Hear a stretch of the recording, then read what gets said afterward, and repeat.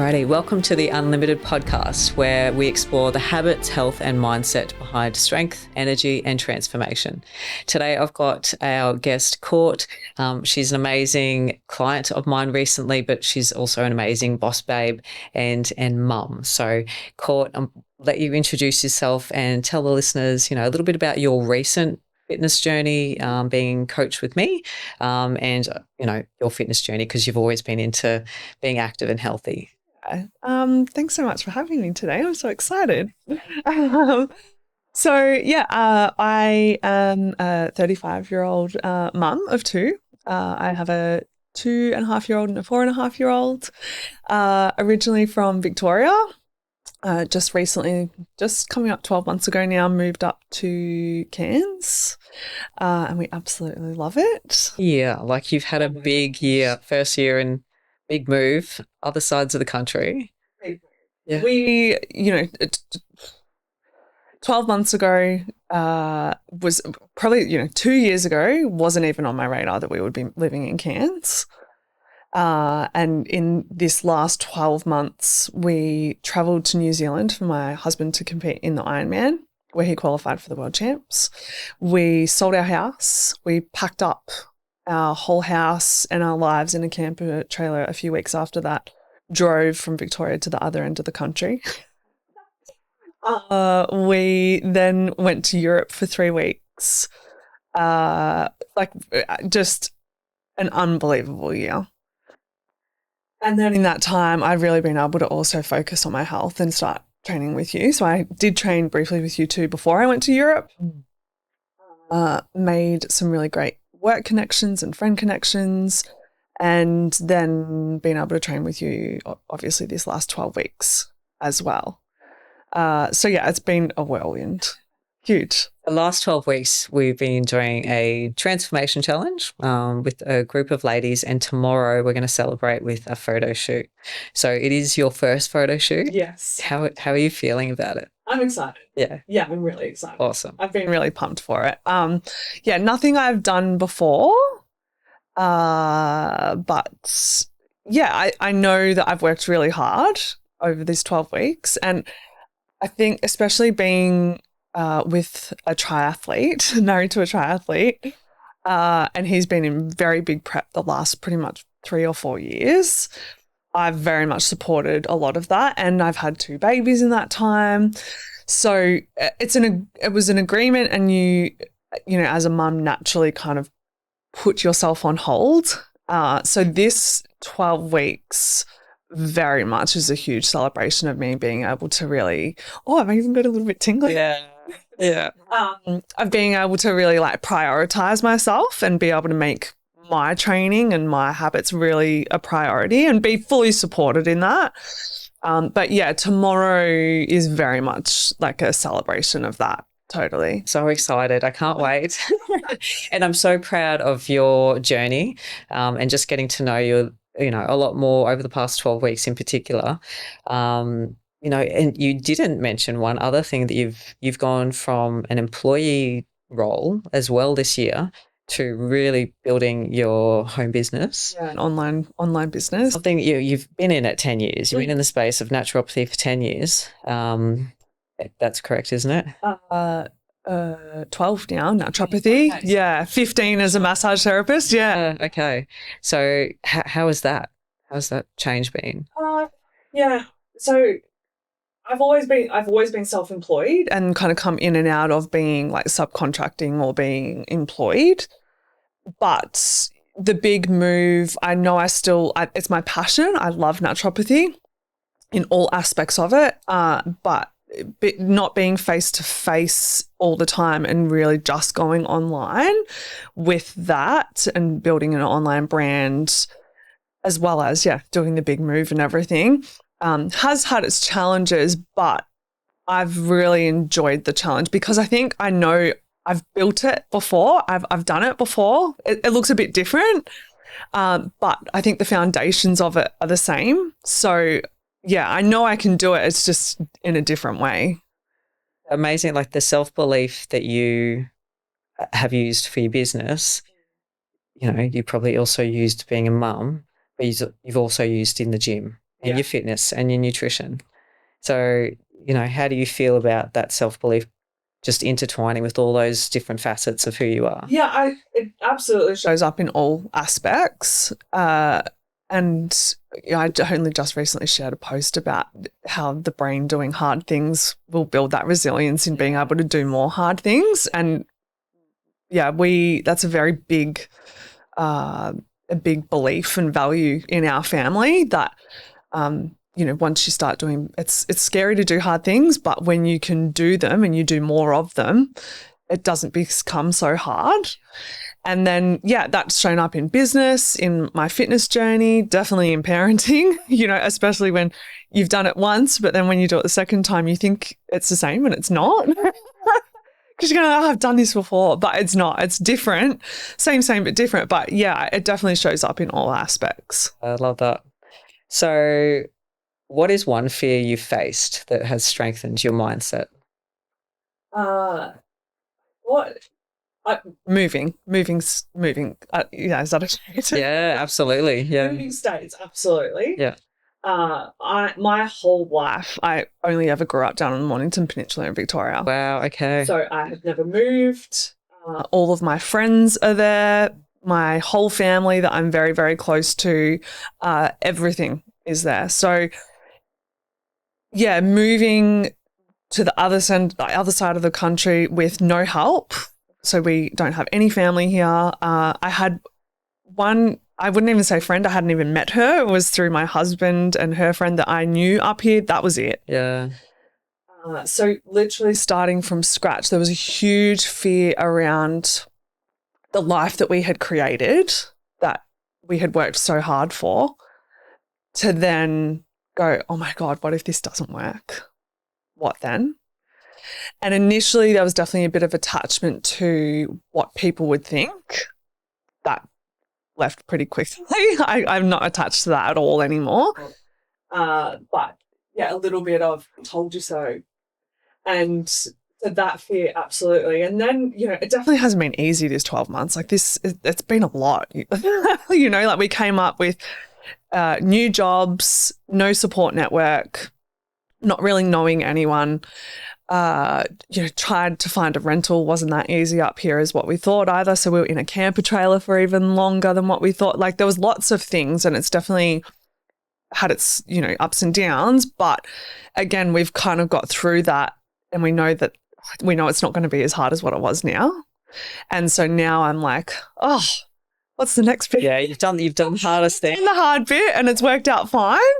And so that kind of builds up that self-belief going, like, we can do it, whatever it might be. Yeah. Leads me to this question. So what does being unlimited mean to you in life, health, business, or freedom? I love this question because it is something that Lou and I strive a lot for. And it's not very sexy what an unlimited life looks like, but for me, it's being able to have choice of when to train, choice and flexibility around when I can work or when I want to work around my kids and family. See, I think that's sexy. Give me choice. Choice of, what work we want to do and what doesn't serve us, and that's happened a bit. Lou went into work and he thought it was great initially, and that wasn't what he wanted. So I said, well, do something else. So great that you support each other so much. Yeah, that's you're an absolute solid. Yeah, we are team. Absolutely. Yeah. So grateful. We're both very, very grateful, and we remind ourselves of that, each other of that all the time. But yeah, for an unlimited life, it's, being able to choose to be able to go on a holiday and not have to be like, well, we need to save for the next 5 years. And I'm not saying that we live that life now, but that for me is an unlimited life, that we can get to that point and trying to build the foundations towards that, to be able to go to the grocery store and buy whatever I want and not be on a budget. I remember you telling me a few weeks ago that you were doing your own shop and you noticed that, there's more than one person calculating the groceries as they were going around. And you got me thinking, I'm like, I mean, I have sort of done that roughly in my head occasionally. It's close to payday or something like that. But yeah, we're pretty lucky too. So I wonder, and there must be a lot of people needing to do that, and particularly now with the current state of affairs. Yeah. Um, And there was more than 5 people and families doing that, where they had their calculator up, putting things in the trolley, going, adding it. I don't want to live like that. And we budget, like we that's just where we're at the moment. We have to budget. But an unlimited life for me would be able to go to the grocery store and be like, I'm buying the steak. It's fine. We don't have to worry about, we can't really get that this month or this week or, and yeah, being able to travel. I want to travel as much as I can with my kids. I love traveling. I love seeing all parts of the world, and I want to try and do that as much as I can with the kids. So yeah, just having choice, I think, is an unlimited life for me. Yeah, me too. Me too. And having the health and capacity to do so. Yeah. I mean, one of my worst fears is getting to retirement age, because the government told me that's when I should stop working, and then starting to travel and live off the money, or the limited amount of money. And you imagine if you can't move the way I do now, or lift a suitcase, absolutely, or walk the mountain I want to see the top of, and enjoy the view. Yeah. That would be... From a physical perspective, absolutely. Like, we had a health and fitness hub down in Victoria when we were there, and we ran that for 3.5 years through COVID. We got through the hardest time, I think, for business, and particularly new business, to survive that and come out the other end. And, it's great seeing people hit huge lifts and PBs, but seeing the 85-year-old client come in that trains with us every week, that then says to us, I can get out of my chair without having to push myself up, or can get down on the ground with their, grandkids and be able to stand back up again. Like, for seeing those things and getting that fit, I'm like, that's goals.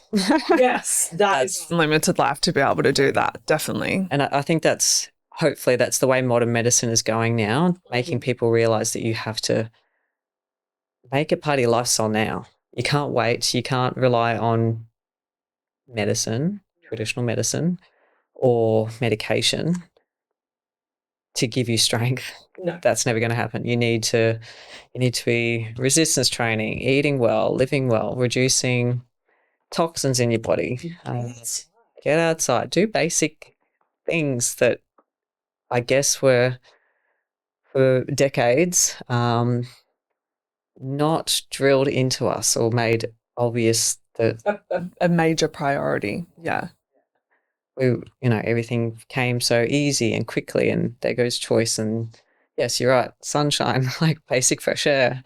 And it's things naturopathically that I find I have conversations with for all different types of ailments or health advice. And again, we probably find it a bit sexier, but for most people, it's quite unsexy. And I have to tell a lot of people that you have to look after the big rocks first. So for me, the big rocks are eating good, nutritious food, whole foods, getting quality sleep, moving every day, hydrating and drinking good water, and getting out in the sunshine. If you did those 5 basic things for most of the population, our world would look completely different. I know. Yeah. 100%. And it's not sexy. It doesn't come in a pill. It's not a fancy prescription. It's not a herb. And sometimes I literally just send people home going, okay, I want you to start walking for 10 minutes a day. I want you to start going to bed at the same time each night. And you need to start having 500 mils of water first thing in the morning before you have a coffee. What? That's all I've paid you for? And I go, yep. And if you can do those for 2 weeks on our follow-up consultation, we'll reassess, and then I'll be able to prescribe you something. Yeah. Do you know how not sexy that is for some people? Yeah. Big marketing. Pharma. Can't make money off it. And I think for a lot of people too, it's accountability. Like, I have to do that. Like, you can't just give me something. no, it's like, I don't have to give you something. You just have to do these simple things and you'll feel so much better. I know. And then they'll actually be empowered and like, oh, look, I do feel better. I have been doing those things. I can actually do more as well. Absolutely. Yeah, and it just hopefully builds up and builds up. Building habits. Yeah. I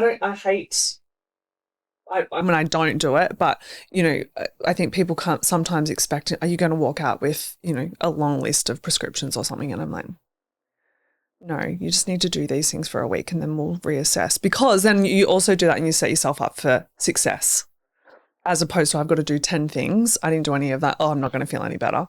Right? Let's do these 3 things. Nail those. Oh, I had breakfast every morning.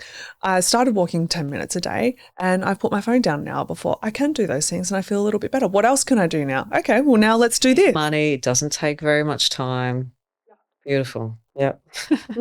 So what does health and strength mean to you? They do go hand in hand a little bit. Health is holistic. So there's all aspects of not just your physical health, but your mental health, your spiritual health, your financial health, social health. For me, all of those need to be in alignment, not in alignment, but they need to be optimal and they need to be thriving for you to be healthy. If one of those aspects are out or lacking, then you're not going to be in true health. It's just regardless if you think it's important or not. Yeah, and you're speaking of like the wellness wheel type thing. Yeah. So where one's out of balance, your wheel is going to be thud, thud, thud, thud. It's not running smoothly. Yeah, I think, and that's the way, that should be the goals. Generally the goals. You know, sometimes when you are focusing on one thing, something else is going to be missing a bit of attention there. But, you know, once you've got that thing under control, you have a bit more energy to focus on the next thing as well. And I find they also, when you are spending time on each of those things, they also flow into one another where you're finding you're not having to spend so much time on those things. Does that make sense? Like they kind of complement one another where you're constantly, everything just then feels like it's in flow and in alignment and you're not feeling like you're having to really spend time on one thing at a time. No, that makes sense. Yeah. Yeah. And then strength for me is not just physical strength, but your constitution. So your constitutional strength, naturopathically, we talk about having a strong constitution. So you're finding like your immune system's quite strong and you're not getting sick all the time. Your nervous system's quite strong where when you face stressful periods in your life, which is quite normal, that you don't feel like you're going to have a nervous breakdown or you're going to collapse and your whole world's going to cave in. That your gut health. Naturopathically, we speak about the gut being like the crux of all health. It's more times than not the first point of call that we look at in all different aspects of people's ailments, because it's the first place that you absorb food and digest, absorb nutrients, but it's also your first line of defense of your immune system. And it's where we build majority of our neurotransmitters, which are responsible for our mood and, nervous system. So that is having a strong constitution, as well as obviously the physicality of being strong. And that looks different in different parts of your life, right? Like we just said about the 80-year-old getting out of your chair. But then for us, it's being able to be strong physically, be able to Bulgarian split squat. Love it. She's been hitting PBs lately, so no, it's awesome. And you're motivating other clients right now, which I love. Do you see that? About it. So good. Match Courtney. We've started a thing in the group. That's it. So what currently, something that you're working on currently that excites you? Can be work, fitness? Can I say myself? Yeah, totally. I thought, obviously I've got little things that happen within, but I would say myself at the moment is my biggest priority. Yeah. Which is awesome. Yeah. It's exciting because I haven't been able to do that for a really long time, where that's purely I I still parent and I still have to be a mum and a partner and a businesswoman. But yeah, in terms of focusing where I'm really dialed in would definitely be my health and myself. Yeah. Is one belief or habit you've had to unlearn on your journey? It's something that continually creeps up for me. And I think it's a lot of conditioning, and it's not holding so much value on the scales. And you would think after all of this time working with clients myself that would be so evident. Yeah. But it's something that definitely still I somehow hold value on it, even though I'm completely aware that it is like one tiny little metric that tells us information about your whole health and well-being. So it's something that I go through phases where I go, oh, it doesn't actually matter. I look at photos when I was 17 and I was probably at my heaviest at about 90 kilos. Always really active, always really sporty, but loved food. Had very poor self-esteem and self-image about myself, and so would very much like emotionally eat around that. So I look at that. I got down to 70 kilos for my 21st. But then I look at 70 kilos at my 21st compared to 70 kilos when I was about 25, 26 competing. And so I was doing strongman then. And 70 kilos versus 70 kilos don't even look the same. Like you can't, incomparable. Yeah. And if you were not to put a scale on that, you'd be like, oh, that person at 26, doing strongman, doing so much strength training, would weigh heaps less than that person at 70, at 21. They weighed the same, completely different body composition. And so I know that. Yeah. Yeah, the proof is there. Totally. Yeah. I know that. But it's definitely something that, when I do check-ins or something, I'll be like, I've lost no weight. And Lou is like the first person. He's like, that means nothing. Yeah. I'm like, yeah, okay. Even though you have lost a few kilos, well, 3.5, I think, something like that, on this part of your journey. But, you've hit some PBs and strength goals. And I feel great. And check-ins, I do say, like, I feel great. But, it is just something that I'm constantly having to review and try and. What else what's the first words in your head when you look at that number and, maybe it's a negative thought? What's the counteraction, to try and stop that red flag and get a green flag? Positive thought, or what do you do? Keep going and trust the process. These 12 weeks absolutely has been the most, I would say, like consistent in following the plan consistently for the 12 weeks. And I think I had done this, I had said this in a check-in, maybe about week 5, week 6, where I had plateaued a little bit. I had a big drop at the start. I'd plateaued a little bit. Usually that is where I would come in and self-sabotage, going, why are you even bothering? You're not getting the results. You're not losing weight. Other people are losing weight.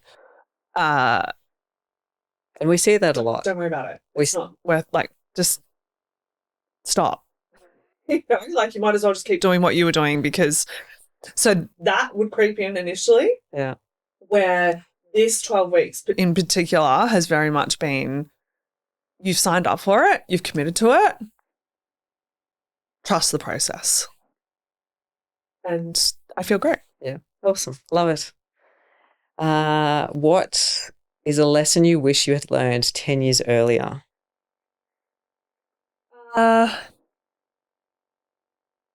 Plans are going to change and it's okay. Cool. Plans are going to change. 10 years ago, I 10 years ago, I felt like I was in my prime. Like I talk about, we say, like when people say, when was your favorite age? Like 25, 26 for me, I felt like I was on top of the world. My business was thriving. I was dating, and I actually only just met Lou. So, newly dating him. But previous to that, I felt like I was very much just in control of my life, and I had plans, and now 10 years later, my plans are completely different to that. Had I have known that 25, I probably would have scared me a little bit going, what? I'm not going to have this multidisciplinary clinic, multiple locations like that in my mind at that time. That was where I wanted, and that was where I was going. And never would I have thought, I was living in a different state, working online, being super present and at home. Like I've been very career driven. Yeah. And then like wanting to just spend as much time as I can with my kids. I'm like, meh, work. So I think that plans are going to change, but that's okay. You pivot, and it's more than okay. It's great that we don't have to be stuck in those plans that we were meant to have figured out 10 years ago that you meant to set up your whole life. And I think that, yeah, definitely comes with maturity, and maybe becoming a mum is definitely one, because you never know what you're going to get each day or each moment. But it's definitely empowering becoming a mum, and going through fitness journeys is also very empowering, and because you go through so many hard moments and challenges, but hopefully you learn from them and grow, and it definitely flows into other aspects of your life. And yeah, you've done that before, gives you proof that you can do the next challenge. Yeah. Or, bring it on. Doing them in different cycles of your life too, like doing, CrossFit was a very big life changer for me. I found that very, very empowering. I found it really, I was very insecure, did not have great relationship with food or my body. That for me, I still to this day, not that I would want to go back and do CrossFit now, but still to this day, I find it to be a very empowering thing for women to be around, very motivating. The atmosphere is great. You've got very motivating and encouraging people, and seeing all different walks of life doing it. Community. Huge. Yeah. And then being able to really build like serious strength to then be able to go, whoa, I never knew I could do that. Completely changed how my thought and my belief about myself. Yeah. And what I thought I was capable of. And when were you doing CrossFit? So 2014 to I want to say maybe 2018. And then I went into strongman. So, I loved it. Just lifting really heavy stuff. Yeah, beautiful. Now, I want to ask you what's going to be a question that I do want to ask every guest.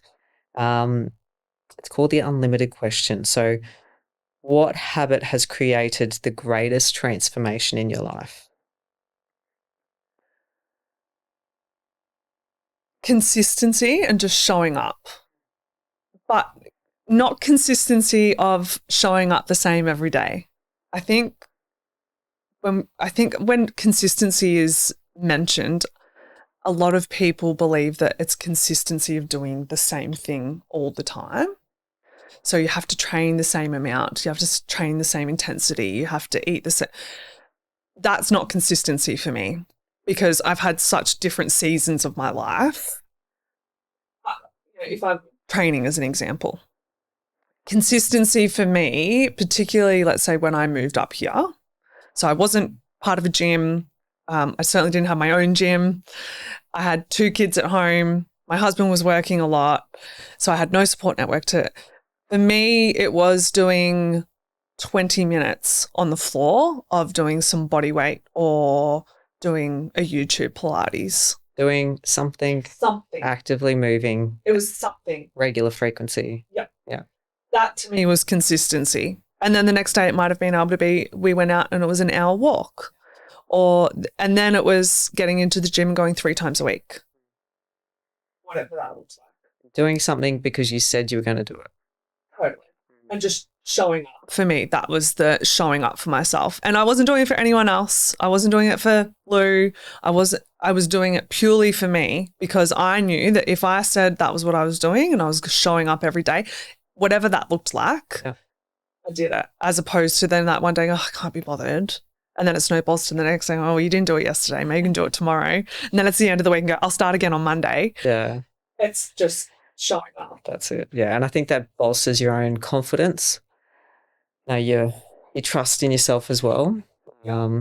And then, you even though your kids are little, they're still seeing mummy do this thing, and that is their normal. Absolutely. Like how amazing a gift is that to give, to show your kids. Yeah. And your partner. Oh, and for them, Peg, we go on a ride and she might get caught on a curb and she's got training wheels.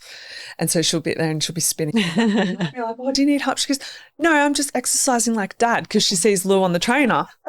And so she'll just sit there and that's not, you have to do this and for me, I'm like, I'm going to go to the gym. Okay, Mum, going to the gym. Or they came for one session, Lou was away and they had to sit there at the gym, and that's not foreign for them. It's not, we're punishing ourselves. Like this is what we do to fill our cup and to be healthy and to feel good. And they will know no different. Yeah. Yeah, I think that's one of the greatest things that, I've given for my son as well. Like his whole life I've competed. But if I wasn't competing, it would have been something else. I would have been running or doing Ironmans, or, I'm thinking about starting line dancing after competition. Because I want a hobby. It's something different. But yeah, it's something. I love that, your consistency is movement, it's fitness, it's, getting outdoors, and the kids can be involved. Absolutely. Yeah, I love it. If you could leave the listeners with one message, what would it be? So I had a personal trainer when I was, I want to say about like 19, 20. And I remember doing a check-in with him, and I remember I hadn't lost any weight or any measurements. And I remember standing in the consulting room crying.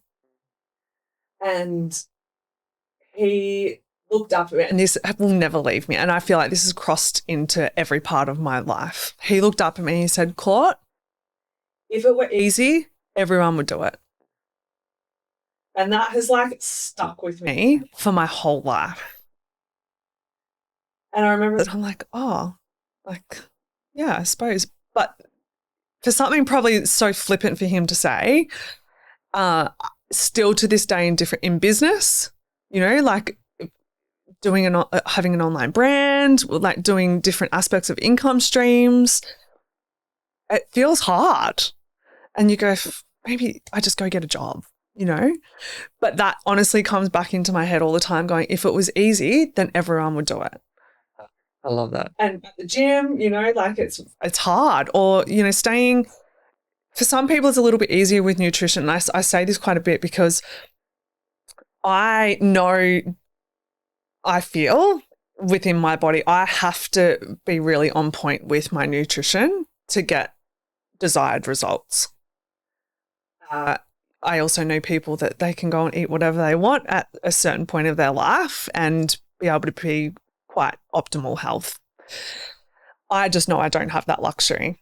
And so I used to get really down about it, but I also then get reminded that if it was easy, then everyone would do it. And they don't. So they don't get the results. And I do get the results because I do the work. Yeah. But yeah, that's just one thing that it's always stuck with me and I find has helped me throughout my whole life. God for that trainer saying that when you're having that moment of being emotional and thinking that. Ben Tellis. Okay, shout out. Yeah. But not related to a famous footballer or anything. No, I don't think so. Okay. Very good. Well, Court, thank you so much for being on this podcast episode. I've absolutely loved it. I hope you've had some fun. And thank you all for listening, and stay tuned. Where can listeners find you on socials? So I'm on Instagram, The Nourished Mama. I'm on Facebook, The Nourished Mama too, and website, The Nourished Mama. Yeah. Cool. All right. Thank you so much. Cool.